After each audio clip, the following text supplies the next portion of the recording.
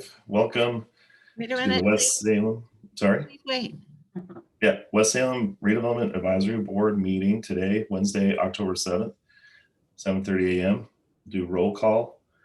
Jeff Miller, Here. Mark May, Here. Samantha Ross, Here. John Hannum, Present. Brandon Fallman, not present. Kathy Goss, not present. Tyler Jackson, not present. We have a quorum. Turn it over to you, Jeff. Perfect. Has everyone had an opportunity to review the agenda? Any additions or deletions that need to be discussed? I move to approve the minutes as presented. Second. Perfect. Thank you, John. All in favor, please say aye. Aye. Aye. Any opposed? Perfect. Moving on, approval of minutes. I'm assuming everyone had an opportunity to read through the last month's minutes. If so, would certainly entertain a motion.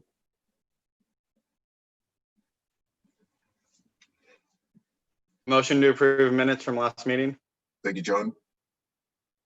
Second. Thank you, Mark. All in favor, please say aye. Aye. Opposed? Samantha, did you have anything you wanted to add in there? No. Okay, Aye. sorry. No action items at this point, and then so we'll just jump to number 5 for the discussion, city's efforts to help with COVID-19 and plans to for inclement weather, etc. And with that, we'll turn it over to Tori and Annie. All right, I'll start out. Thank you. Good morning, everybody. So just to reiterate, we had conversations in previous meetings to discuss the efforts that the city has been involved in to offset the COVID, the pandemic.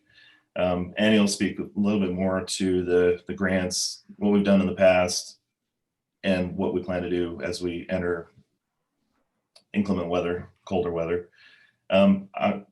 One comment was mentioned or brought up, what about the efforts to erect temporary structures or structures in general in an effort to maintain distance? If cafeteria is typically indoor, if you can't congregate indoor, businesses have had to adapt by making space in parking lots and things like that.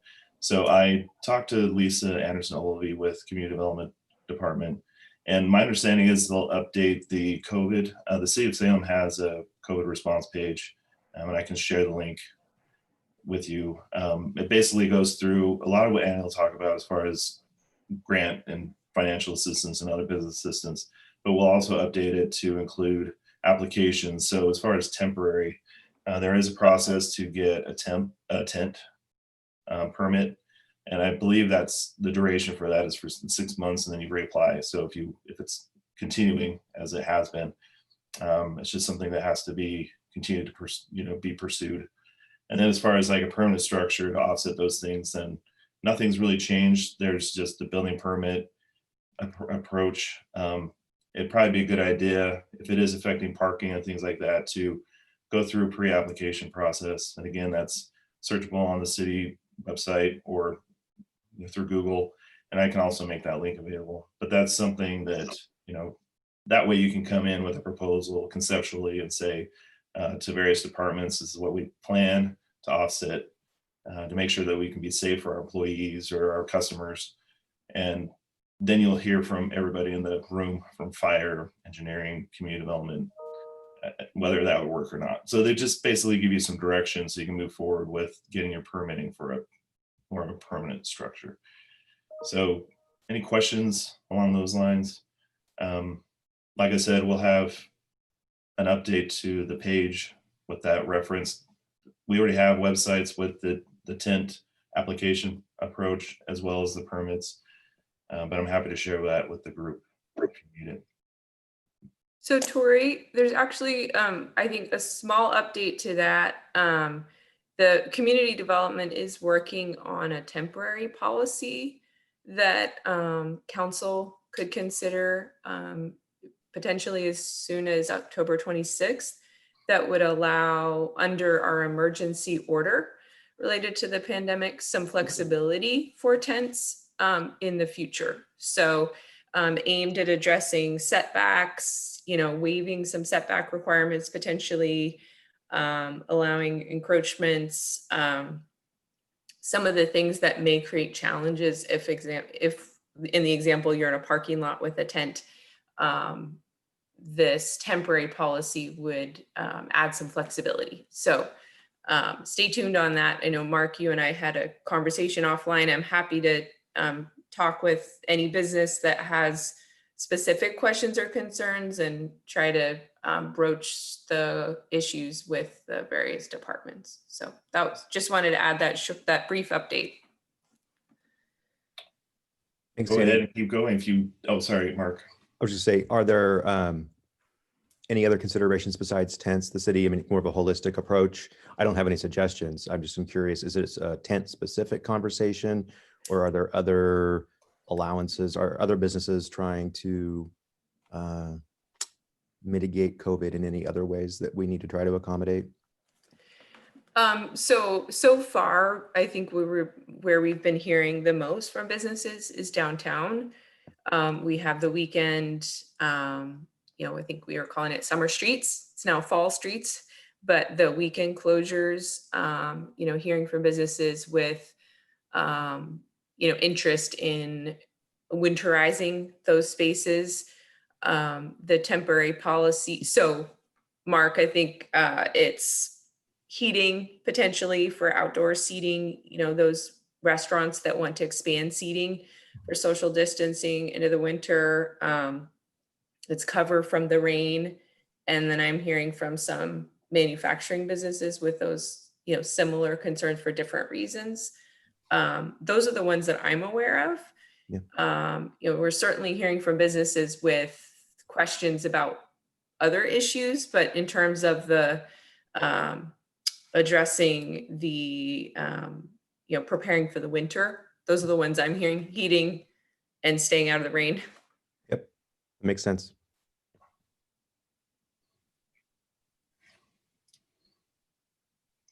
Annie, do you want to keep going with as far as grant response and other development citywide Sure. responses to?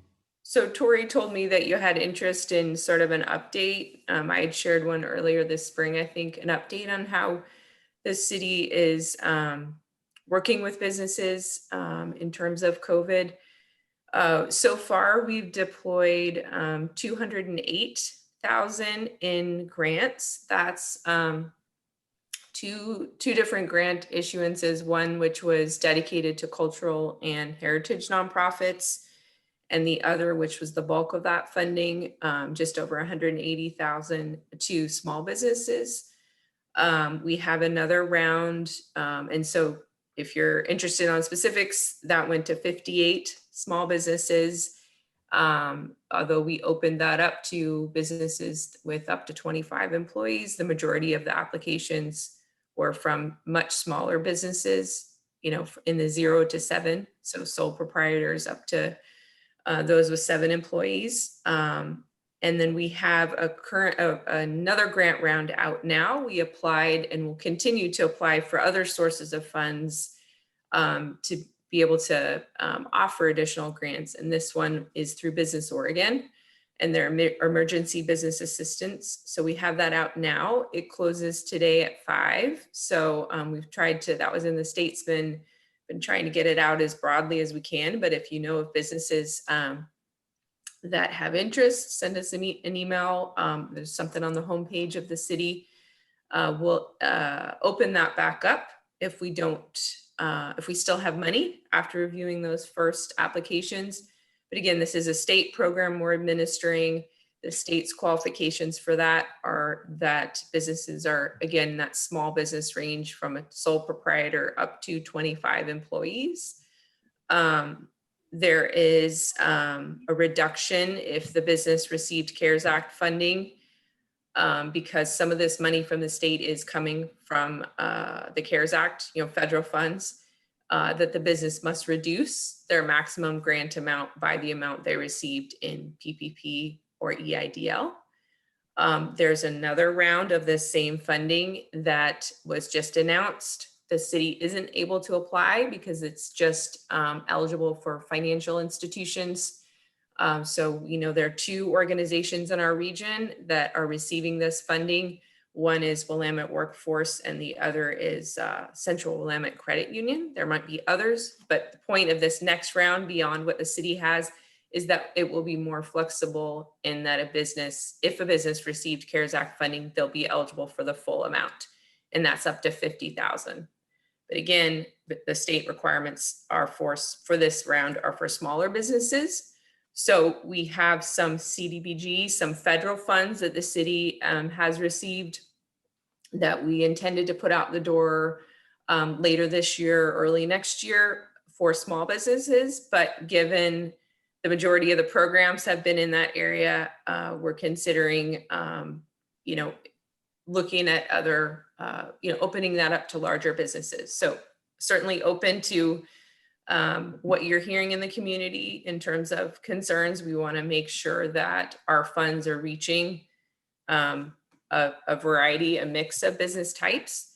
And I will stop there. So more to come on that, but that's where we are at this point. I want to welcome Brandon Good Fulman. morning. Joined us, what, 7:47 about? Annie, how are businesses doing downtown in general? Are we seeing vacancies? Are you aware of impending moves? Just in general, how is the economic health of our downtown? Yeah, it's a great question. And I think it depends on, I think we've seen certainly some downtown businesses that are doing really well because, for example, I can think of some examples where they've pivoted and they have a much stronger social media presence and they're doing, you know, they've thrived with the takeout business or with, you know, offering something new or different and with the outdoor seating. I think those businesses that I can think of are the restaurants, you know, some restaurants in particular. I certainly hearing from retail businesses, and I don't hear maybe as much as our downtown team does from downtown businesses. But what I'm hearing when people reach out, it's some of the clothing shops. It's some of those other retail businesses that are struggling to get folks to come in. So I think it really depends on the type of business. We've seen during the pandemic several businesses open. Ernie and Gray, a new art store downtown. There's a new skateboard shop downtown that just opened. Fork 40, the food hall, opened in the midst of a pandemic. There's another art gallery that opened downtown. And then we've heard an announcement, I think it was in the Statesman, that one of the businesses in the Fork 40 food hall is closing, the waffle press. So some closures, but I'm seeing more openings than closures. Cherie and our downtown team may have more data on that, but does that help at all? Yeah, thank you. Annie, are you getting a strong response from businesses applying for the grant? We are. I wasn't sure because Business Oregon still had this requirement in here regarding the CARES Act. And what I'm hearing is that most businesses have received some type of assistance through the CARES Act. But we are. I don't know the current count this morning, but I think as of yesterday, we had over 50 applications. So it's not a couple hundred, but the types of, we're getting lots of emails, lots of calls. And certainly the Statesman article generated a lot of interest. And I'm sorry, I probably read it somewhere, but I'm failing to remember, is how many businesses, if the max $1 was allotted to each business, not suggesting that it is, but how many businesses could potentially be affected or helped?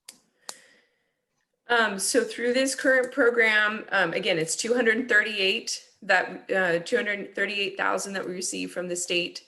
The maximum grant amount is 25,000. That's based on your business size.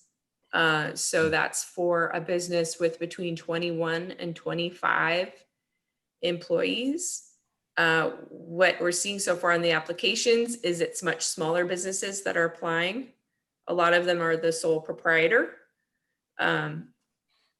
which would receive a maximum grant amount of 5,000. So I'm guessing we might be able to help, between 40 and 50, 40 and 60 businesses, depending again on their size, the size of business that applies. Thank you.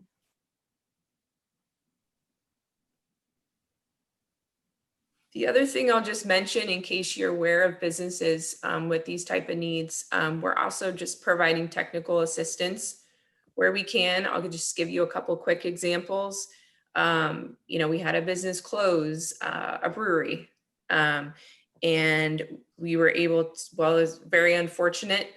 We were able to help the employees with some assistance, connecting with the unemployment department and assistance, so that those employees can have benefits post closure. Those kinds of services are out there. There was another business who was having some supply chain issues getting bottles for their product, glass bottles of a certain size. So we were able to reach out to some of the state and regional networks to try to help find suppliers across the country that might have this type of bottle that they needed to, they were currently stopped, weren't able to process for a period of time. Those are just some examples, people trying to find workers, connecting with some of our workforce agencies. So just mention those in closing, that there are some other ways that we've been able to help and will continue to. So.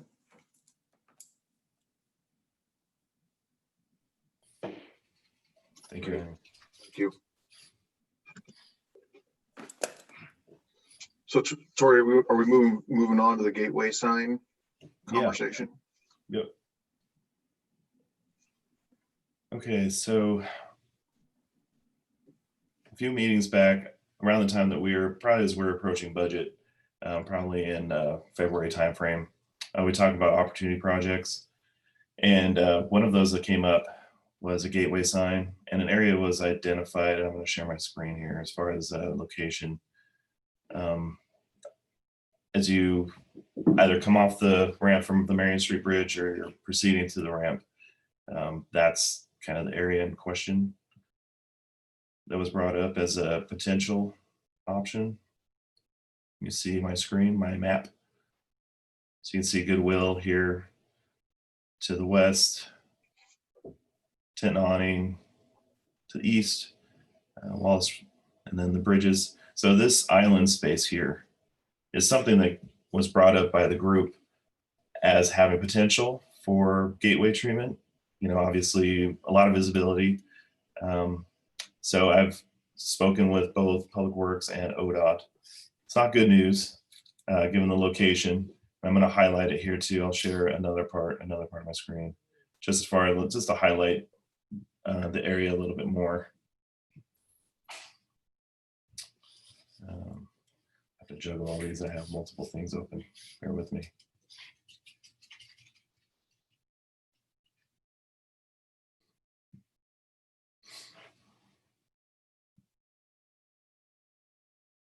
Okay. Looks like maybe I'm sharing my whole screen. Anyway, this might not be working. So That was working, Tori. it was working. Okay. Yeah. Okay.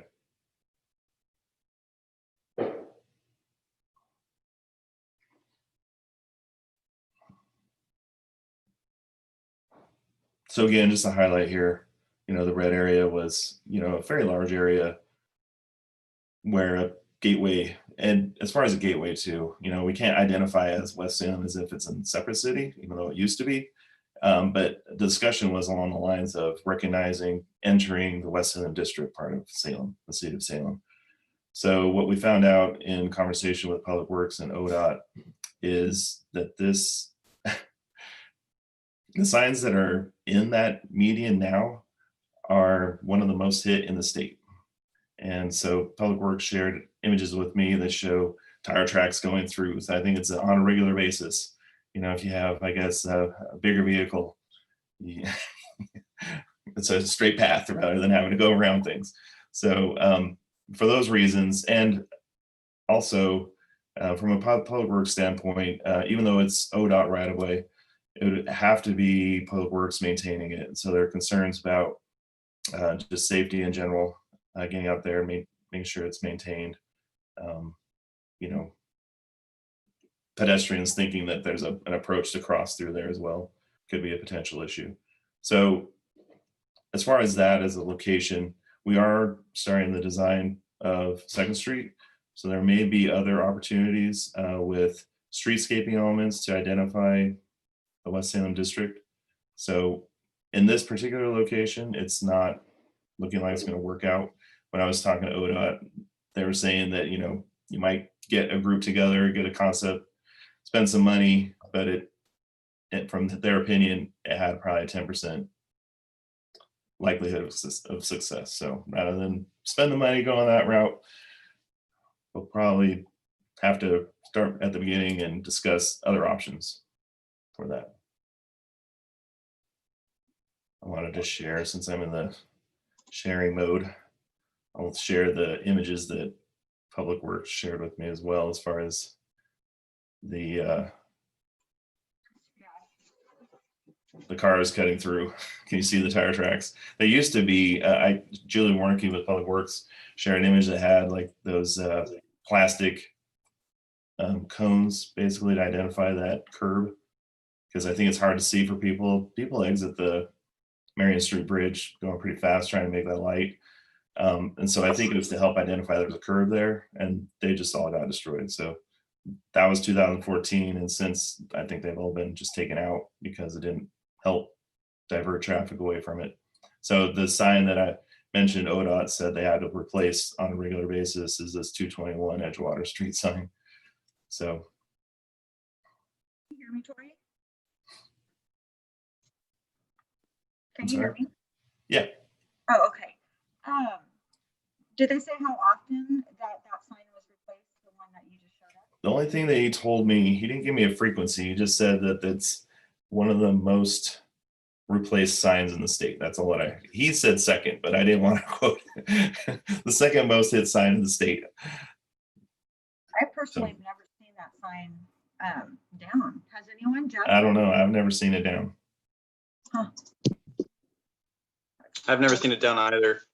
But we have had people like cars go up on our property there where I think the wireless building is. But when we have situations like that, at least for us, how we manage them is we put very large decorative rocks, and then all of a sudden people stop hitting it. So, I mean, it just depends. That's a super easy spot to miss and run right over. Yeah. So, yeah, that's I don't know. something they said, you know, reinforce it with a lot of concrete. So that, or yeah, so then it becomes a safety.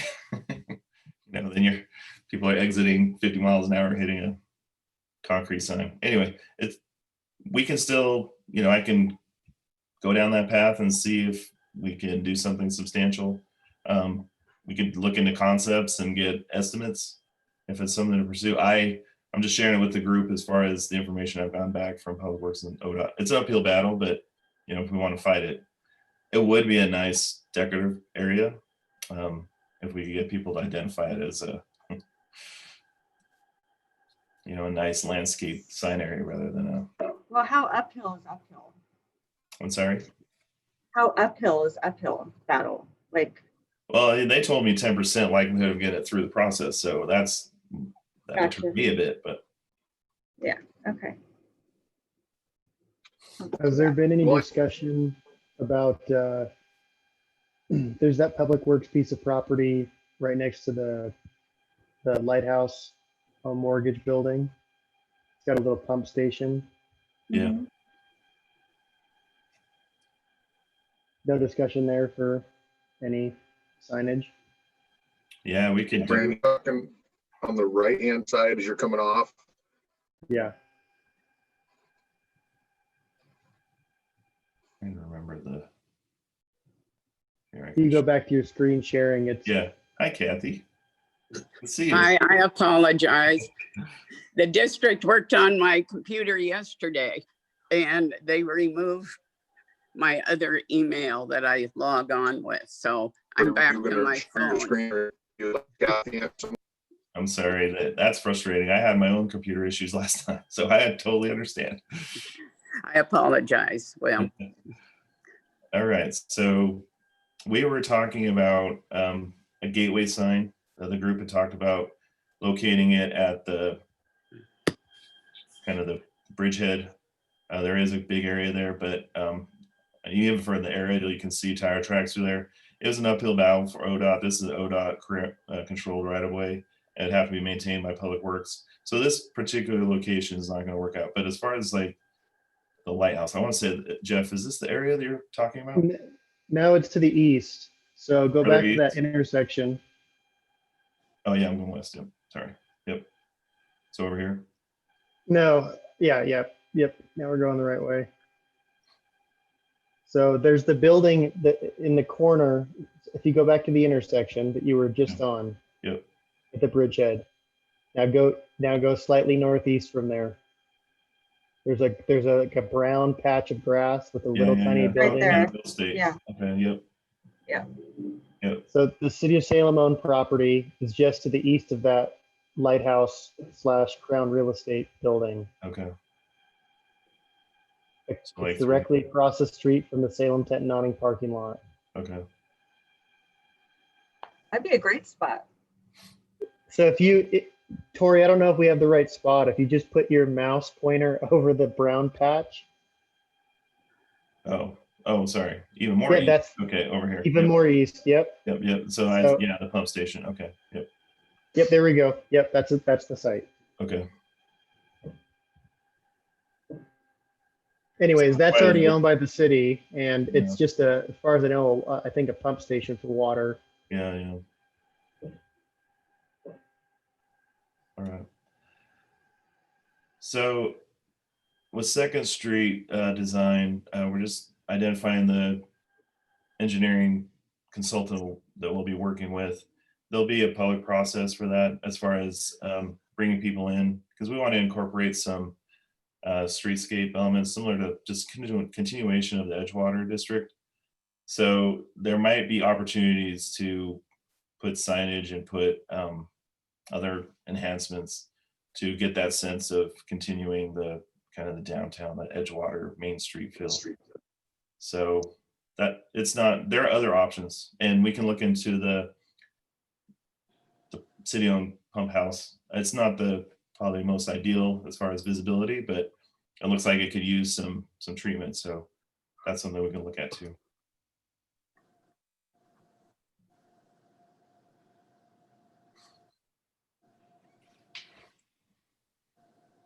When Anything you, else? Tori, just to ask, when you say it's not ideal for visibility, why do you say that? I mean, obviously so- that bridgehead location would be the best, but Yeah, right here, with all the traffic that's there, it definitely has that sense of exiting from, the broader part of Salem and entering the West Salem district. So that's Sure. really ideal because you really see it. From here, I mean, it's, I guess, my understanding of kind of a gateway sign, they're not the best examples. I heard reference to the city of Kaiser, or those kind of where you get a sense of entering. I've seen city of Mhm. Salem signs, and I don't want to knock it publicly, but there's some that they just look very engineered. They're just blue. They almost look like just your typical traffic, like an ODOT sign. So I guess in my mind, I pictured something that could be 4 or 5 feet tall with some landscaping around it. So as far Sure. as visibility for something like that, it's just, I don't know, there's not that much traffic. It's not really like a highway sign, like a Highway 22 sign where it's like in the air and you see it. This is more on the ground, and I think it would be, given the buildings and things, a little bit harder to see potentially. That's just my 2 cents. Sure. Hey, Tori. Yeah. So going back to the uphill 10% area, that would be like super great if, you know, with that landscaping, like completely redo that whole area so people, there's no way they wouldn't be able to miss it. So build it up, put the big rocks around it, you know, lights going up on the West Salem, you know, I mean, that's like the optimal spot. And if it's, you know, more than just a piece of concrete that people think they can drive through, opposed to a full-on landscaped, can't miss it, like, hello, there's some signs here. Yeah. I mean, you know what I'm saying? Yeah. So I guess what I can do is we have consultants. I can engage like a landscape architect consultant and get a sense of, you know, if we were to do a concept of what something could look like, how much that costs. I can bring it to you guys and see, you know, if we want to push for like that 10%, if we wanted to do a pitch and show how it can be safe and, as you know, nice looking at the same time, we can do that. And I'll have a little bit more information in that process. Maybe we can identify a couple of other locations. So what I'll do is I'll look at, you know, with the Second Street project, if there's any location that could work there. And also I'll look and see if there are some city properties in the area, other parts that could work as well. So I Yeah, can come back with more information. Yeah, I don't want to be the only one that, you know, I mean, obviously, is everyone in agreement or? I don't want to kick a dead horse, basically. I don't know how these things work. But it seems like it'd be worth fighting for. I mean, we have the money, right? I can bring more information back. It's That's not a awesome. problem. Yeah. Is there somewhere we can look up crash history at this intersection? I mean, if there's like, if there's vehicles that have gone over this and maybe impacted, you know, traffic that's waiting at the light, maybe that's something that we can say, hey, you know, we understand this could cause other wrecks, but at least it will just be a single car wreck versus multiple. Yeah. So you're coming from the standpoint that it could provide like a safety buffer. You know, you're Sure. going to have someone crash Just for the- trying to hit another car or something. Yeah. Yeah. Okay. Yeah. That's a good point. Yeah, no kidding. I mean, if we get crash statistics, I just don't know where to look for that. If ODOT keeps records of that, if Yeah. they're available to the public or. And I can push. So I have a few different contacts with ODOT that I've been talking to on this particular project. So I can reach out to the same person that said that's an area that's hit all the time and see if they have the numbers. I mean, they have to know, they have to allocate funds to re-erect the sign whenever it's done, so they should probably have some kind of information there. So I can pull more information together and bring it back to the group. Tori, Yeah. weren't there some conversations with ODOT as well that the upcoming paving project was going to implicate this space, and that, you know, anything we do, if we decided to pursue this location, would probably need to wait until after they were done with their paving project, because like the physical layout could change? Yeah, the physical layout could change. We'd want to work in coordination with them. So that's the other group that I've been talking to. I talked to probably 5 different people at ODOT. Carol came and updated the group on the paving project. So I've talked to her and different folks with that project. So you're right, that shape of the island could change, but it's a good timing from that perspective too, because while they're determining what that will be and when that construction will occur, you know, if we were to do it quick enough, we could do something. I don't want to get the hopes up too much, because it seemed like it's the 10% battle would be a arduous one. So, but I'll see what I can do as far as pulling more information back together, as far as like what a concept plan would look like from a design consultant, and then other potential locations, and see then, you know, maybe then you guys could take an action and say, yeah, we want to fight that 10%, and we go from there. I would think also, I would think, and I apologize for dropping out. I'm not sure what happened there. It's never happened before. But, and I missed most of that conversation, but I would just like to echo Samantha's desire for something there. I like that area. I think that area is a blighted area, and with some improvement to the landscape or the architecture of that area right there, with the inclusion of a welcome to West Salem sign or what, welcome or whatever that ends up looking Yeah. like. Sure. Regardless, I think that whole area looks pretty blighted. It's been that way since I can remember as a kid. Yep. And so I'm certainly in favor of it. But again, I get the idea that it's a uphill battle, but I tend to be a big dumb animal who likes to go push things uphill. So All right. I'll bring more information back. Any other questions on this particular area while we're talking about it?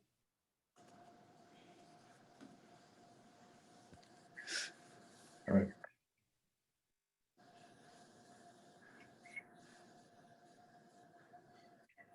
That's all I had. looks like we have a pretty light schedule today.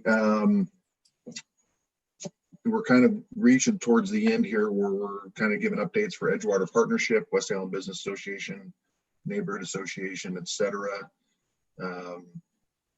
Tori, do you have anything you want to jump in right out of the gate from your perspective, and then we can go down the list of board members?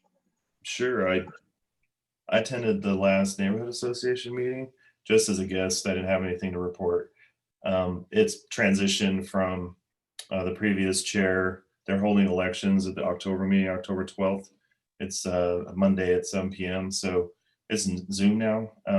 There are a few times where I tried to tune in just to see what the group is talking about, because we've talked about it as a group. It's a good idea to gauge what the feeling is in the neighborhood.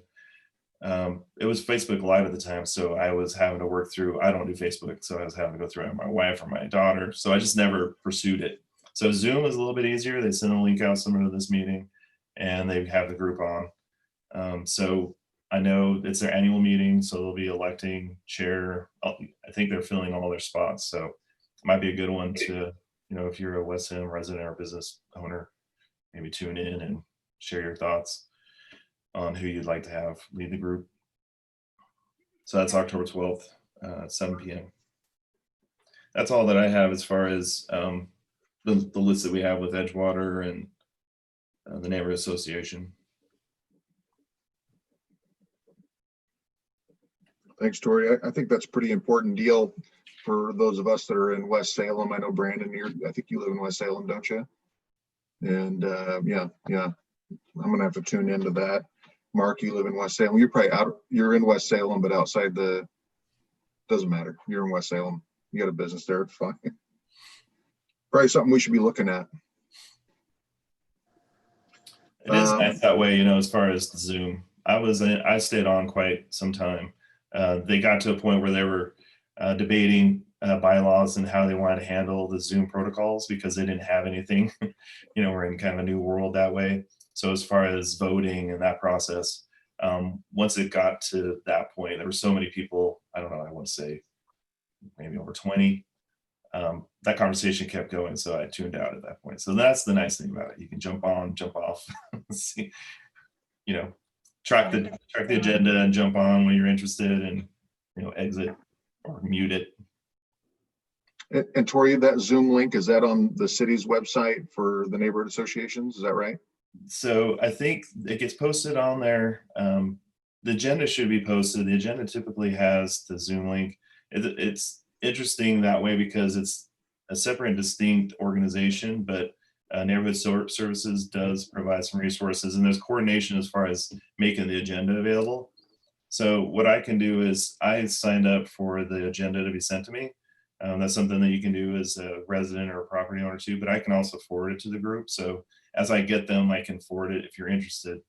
What I'll do is I'll just send it to everybody. So if you don't want it, let me know.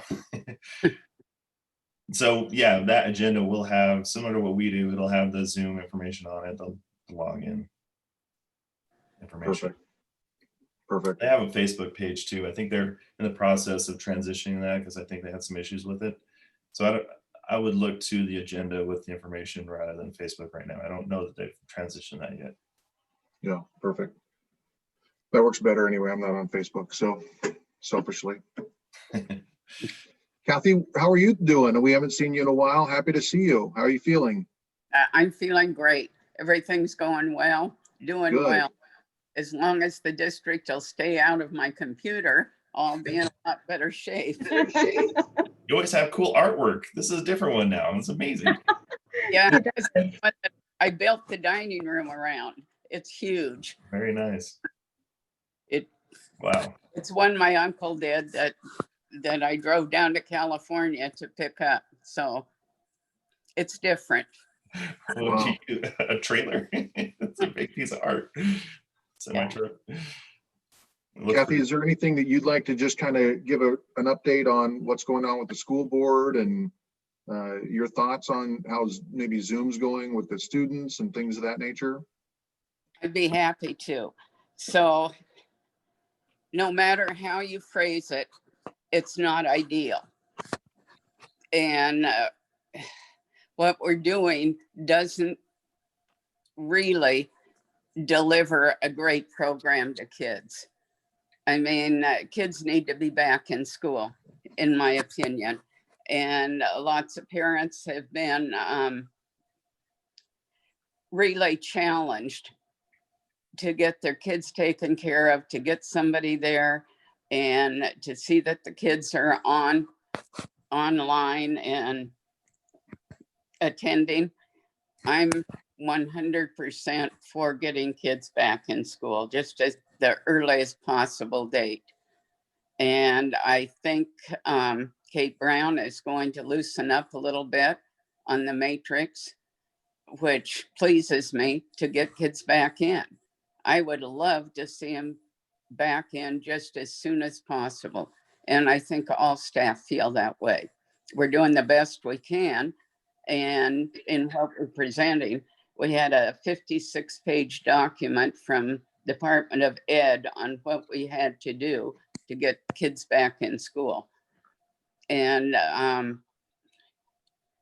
I just feel strongly that's the only way we can really adequately educate them, especially the younger ones. And we're getting there. It's just going to take a real push to get schools open. But until we do that, it's not good. I mean, we have parents that are are even worse than me on computer knowledge. So that's a problem. And kids don't relate as much to that. I mean, it's real easy for younger kids to have that in front of them, and they are not really engaged. I mean, they're running their little cars around or playing or doing something. They're there, but it just is not the same. Yeah. So my big push is to get schools open. And as you know, there's a lot of pushback against the board these days. And the latest was in the paper that we were going to allow Black Lives Matter, printed on shirts, printed on hats, displayed in classrooms. And I took an oath to go along with how the board voted.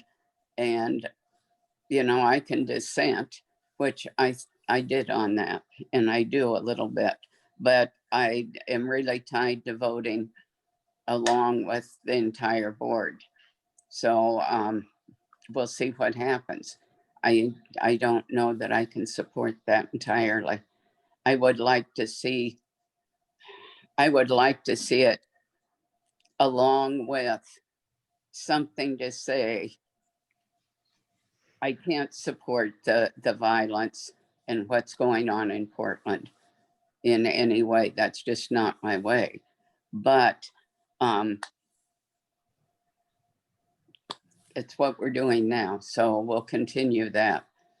I'm interested in how other people feel about that. Am I out there by myself? Well, before we got started on this, there was actually a conversation that Tori and I were having. Tori, are we able to have these types of conversations? I would. I mean, it's a public meeting. It's going to be on YouTube. I would steer clear from that, like politics. I think, obviously there's the dynamics of what we're working on with Salem. I think those are clearly social issues that are very important to everybody. I would advise to be cautious. I mean, we're not, I guess I can go through the policy. So I sent it to everybody. And really what it gets at is either using your position as a member of the advisory board to act like you're speaking with authority, because really as a group, you're advisory to council. So, you know, if you're going to a neighborhood meeting, or if you're going to council, or if you're reporting on something, usually, I mean, the approach is to reach a consensus of the group, take action, and then you have like a talking point you have to stay to. So that's where it's, you know, we try to keep this meeting clear of, you know, which just keep it focused on, you know, the projects and things in the urban environment. Obviously, those impact. So I get it. I just, you know, it's up to you guys. Your meeting. Just use caution. I think it's going to go to the public. Sure. So I would feel more comfortable, and Mark, you have a really good mind for this sort of thing, but I would feel more comfortable talking about points of fact, not opinion or conjecture. And as an example, you mentioned the criteria that the governor might loosen to allow kids to get back into school. I'm not sure that I even know what that criteria is. It would be interesting from my perspective to understand that criteria just for a little bit. And again, I want to get everyone an opportunity to chime in. Mark, John, Brandon, Samantha, anybody who has a different opinion than what I just shared. But if so, please chime in. My only comments are, you know, this forum is West Salem Redevelopment Advisory Board, and we just need to keep our agenda on matters related directly, I think, to that. Once we get outside of that scope, the world gets really big and the conversations get really long.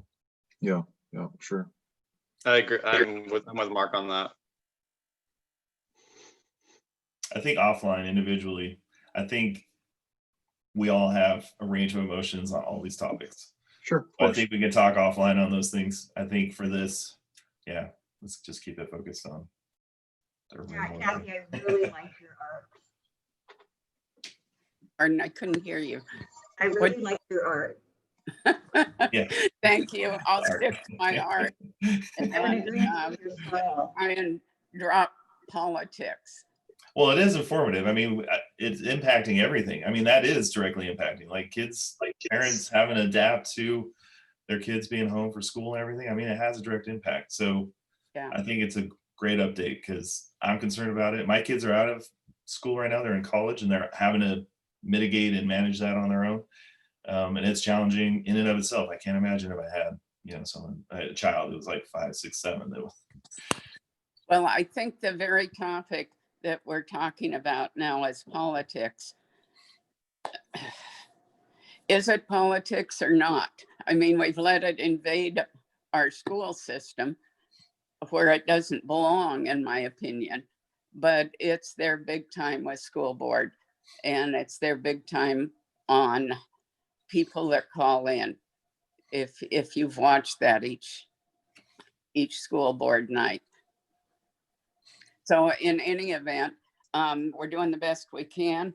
We're trying to take care of kids and present everything we're allowed to present and to keep going. I'm just pushing hard and I could use a lot of help. I think we all agree schools need to be open. Kids need other kids. They need just plain the education and the confidence that school can give them. Well, thank you, Kathy. Samantha, how about what the West Salem Business Association? You're on that board. You're chairing that. Is that correct? Yeah. President. We're actually meeting today, or excuse me, tomorrow. We had to switch it. So more to come next meeting. I wasn't able to make the last board meeting, but we've recently put a list together in regards to West Salem businesses or over the bridge downtown that have been members in the past and aren't members now. So we're just trying to, again, ramp it back up, find what the normal is. So more to come. I have a question about that, because Yes. I was looking at your, you know, how you have the lunch meetings. I was curious to know if you guys are doing anything with Zoom, whether it was you had your early, I forget what they were called, the 8 Morning a.m. greeters, yeah. morning greeters or something like that, where Right. you can maybe do it virtually. Yeah, so we're still doing the fourth Thursday Zoom. We're not obviously having lunch together. And I put, I think last meeting, a few of you had asked me to put you on the email list, Yeah, we're and getting email. you did? Yeah. Okay, good. So yeah, I think last meeting, Jimmy Jones was our guest speaker. So I feel like we're getting a little bit more involvement with people joining those. So Nice. prior to that was Chuck Bennett. So yeah, we're still doing those, but no lunch. Yep. We really missed the lunch. Yeah, that's fun. Yeah, I think all of us miss some normalcy or some old ways, I suppose, but Yeah. It's going to be great when we actually all get to see each other in person. Exciting. yeah, I'm I- looking forward to live meetings again, for sure. I hate virtual meetings. I'll log my Me. vote there. Same, Kathy. Is anybody involved in the Edgewater partnership? I've not been involved in any of that. I'm wondering if anyone has an update from that perspective. I get the agendas on that. That's something I can track. I'm trying to work with Dwayne to get, because we need someone from a resident that lives in the urban renewal area as part of the board. You know, So I can track that too and share it with anyone who is interested in participating in that. I'll share the agenda on that one. Okay. Any topics that we want to maybe seek out for November for our next meeting? We're kind of at the end of the agenda, which, listen, I love that we're getting out a half hour early. I don't know about anybody else. I'm tickled with the gift of time because I never have enough of it. So with that said, if there's something more that we want to throw out for the November agenda, then now's the time. So I'll just start really quickly. I don't mean to keep talking, but you guys can add to the agenda, but we do have Eunice with an update to the Our Salem. So she'll be on and she'll speak to that. And then go ahead and chime in if there's anything else. I'll see what I can find too. If I can get more information on the uphill battle for that location for the gateway sign. If I can have it by next meeting, that would be ideal, because to your point, it'd be nice to time it appropriately with the ODOT project that will be coming. So I'll see if I can have more information on that too. Perfect. Well, with that, if there's, Mark, please. I was just unmuting so I could say goodbye to everyone. Okay, well, with that said, we've reached the end of the agenda, and I love getting out early. I hope everyone else does too, and I hope it makes for a great day for everybody. So thank you for attending. All right. Good Thank to see you. everybody. Thanks, Have a everyone. great day, everyone. Nice to see Bye, guys. everybody. Nice to see you. Thank you, Tori. Yep, good to see you, Sam. All right. Take care, guys. Bye.